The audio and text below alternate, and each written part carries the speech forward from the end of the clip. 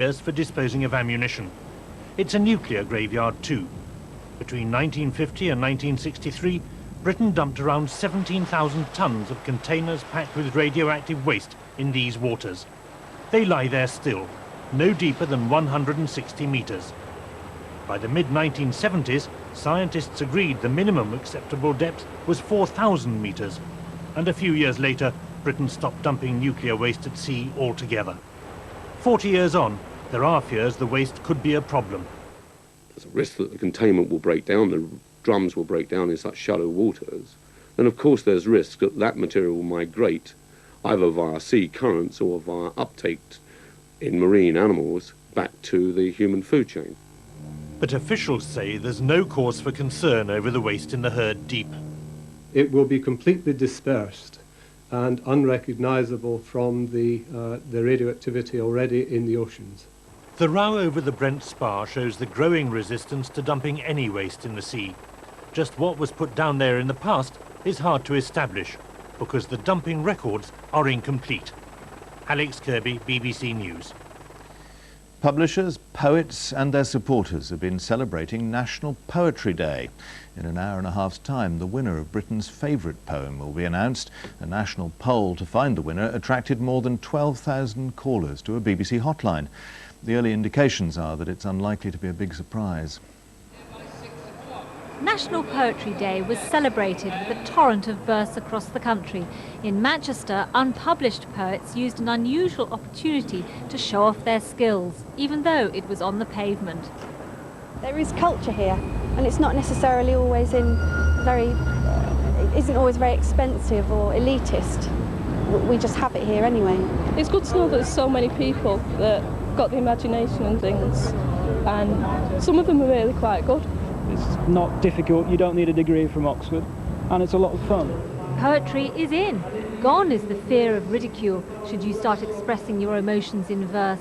Some say it's the new rock and roll, yet others think it's always been in touch. Poetry's always been there, in a sense. I mean, poetry's there from the beginning, I think, you know, the pulse and the heartbeat and the need to speak and express yourself. And I think rock and roll took poetry, in a way, and became that. At rehearsals tonight for the Bookworm programme, the identity of the nation's #1 poem was being kept strictly under wraps. It's going to be poems that people are familiar with. They're not necessarily poems of great lyrical or, shall we say, intellectual weight. I think people like poetry to be simple and striking, popular poetry, shall we say, rather than too heavyweight and profound.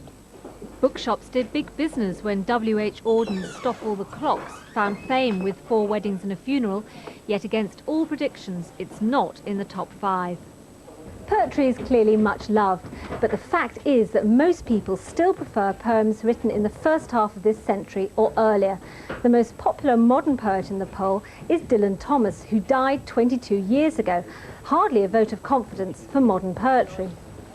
Yet the year's most celebrated poet says personal favourites are linked to happy memories. It's like an echo coming back to yourself. That's what writing a poem is like, and I think for people remembering and seeking something from poetry, they want an echo out of something that's true to them. Young or old, National Poetry Day gave everyone a chance to experience an ancient art form which is clearly still very much alive. Rosie Millard, BBC News. And if the result you want to know, tune in at 10:50 to the Poetry Show on BBC1.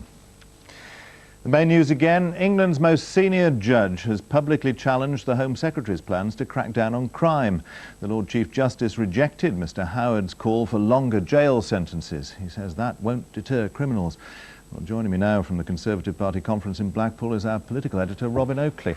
Robin, John Major's speech still to come, of course, but how would you judge this Tory party conference, particularly in comparison to Labour's? Well, Labour had their most successful conference in living memory, not a single defeat from the floor. The Tories did have one defeat from the floor, which is very unusual for them. But they are taking a lot of heart from this conference, and I think the essential lesson we've learned from it is that John Major's gamble in having a leadership election in the summer has worked. There's not been a whisper of criticism of him from anybody here. They are pulling together now behind his leadership. They managed to keep the stories on the conference floor rather than on the fringe, and they dismissed the affair of the defecting Alan Howarth remarkably quickly, really. really. Do you, though, detect that the Conservative Party has shifted to the right, as Mr. Howarth was suggesting?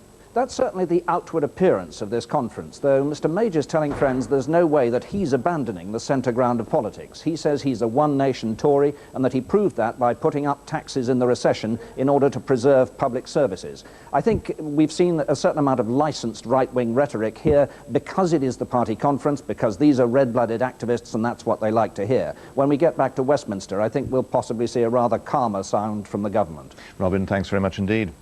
Well, Newsnight's on BBC2 at 10:30. That's all from the 9 o'clock news. Good night.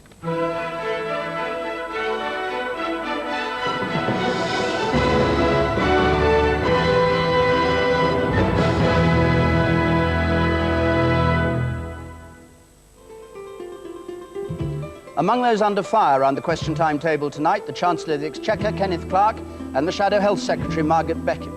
As always, the agenda will be set by our audience, putting the questions and voicing their opinions on the burning issues of the week. So join us for an hour of lively argument from Blackpool at 10:55.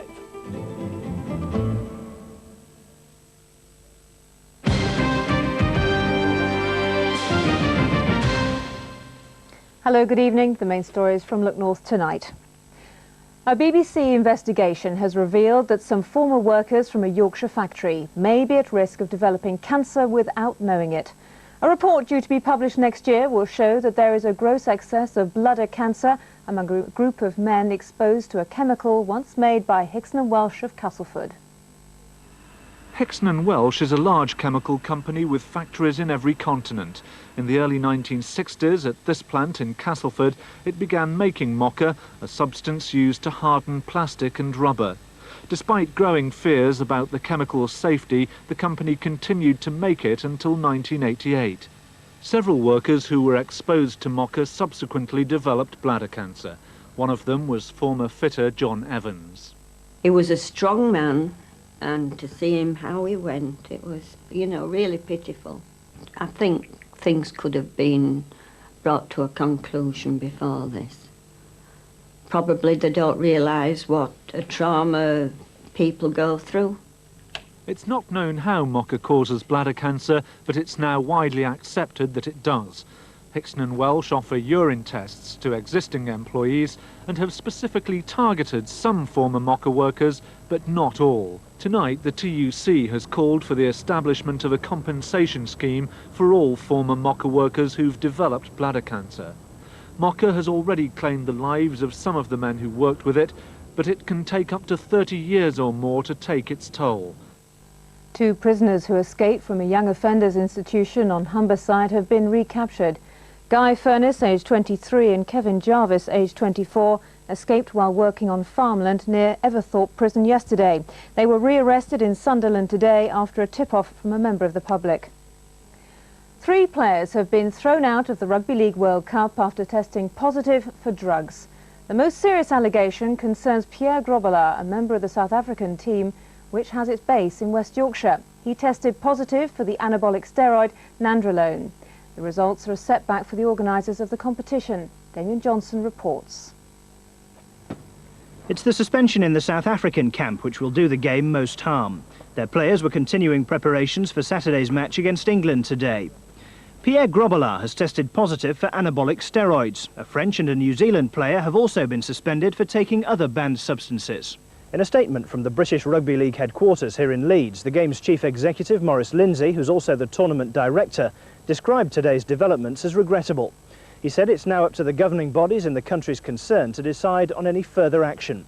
It's clearly the worst kind of publicity for a tournament which has so far proved highly successful. England continued their good start against Fiji yesterday, but the revelations about drug taking leave a shadow over the tournament.